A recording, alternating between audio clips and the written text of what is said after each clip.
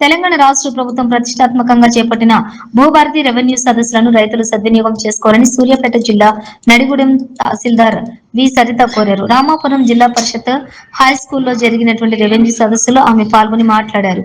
ఈ కార్యక్రమంలో రెవెన్యూ అధికారులు, సిబ్బంది, స్థానిక ప్రజాప్రతినిధులు, రైతు సంఘ నాయకులు పాల్గొన్నారు. రైతుల నుండి తహసీల్దార్ సరిత దరఖాస్తులు స్వీకరించారు.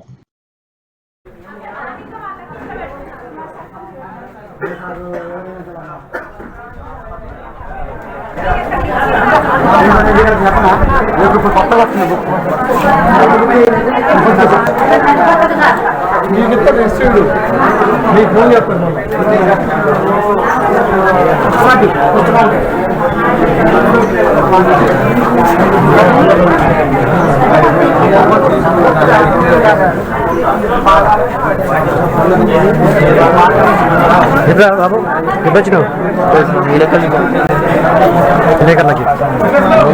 ఎందుకు వెంకటేష్ లేడు గొడవ చార్జ్ చేయించుకుని ఫ్రెండ్స్ అంటూ